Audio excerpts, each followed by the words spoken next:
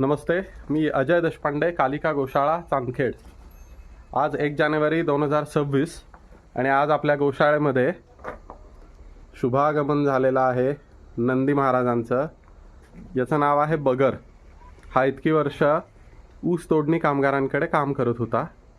त्याचं वय 14 वर्ष इतकं आहे आणि त्याच्या पाठीवर आपण बघितलं की खूप मोठी जखम झाली।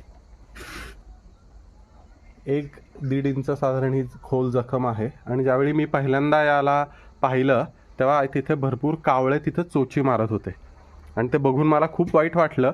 मी त्या ओनरकडे चौकशी केली की तुम्ही याला मेडिकल ट्रीटमेंट वगैरे देताय का वगैरे, पण त्याचं असं म्हणणं होतं 1-2 महिन्याचं आयुष्य अजून असेल, तर आता काही गरज नाही आहे ट्रीटमेंट वगैरे द्यायची। ते बघून मला फार वाईट वाटलं आणि मी त्याला आपल्या गोशाळेमध्ये घेऊन आलो आहे, कालिका गोशाळेमध्ये।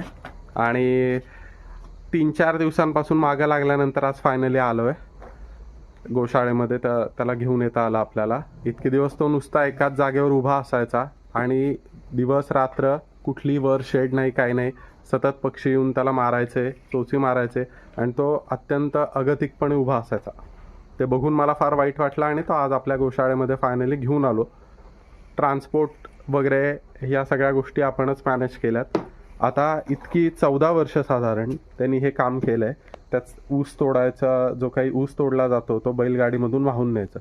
त्याचे परिणाम बघाल तर त्याचे पाय बघा कसे झालेत, पायाचा आकार बघा कसा झाला आहे, त्याच्या पायाची खुरं किती मोठी आहेत ते बघा। अजून तो जरा रुळतोय आपल्या इथे।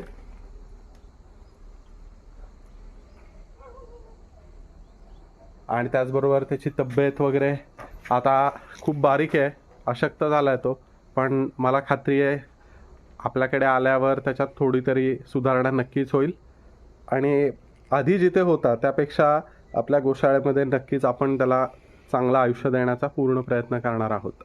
जय श्रीराम, जय गोमाता, हर हर महादेव।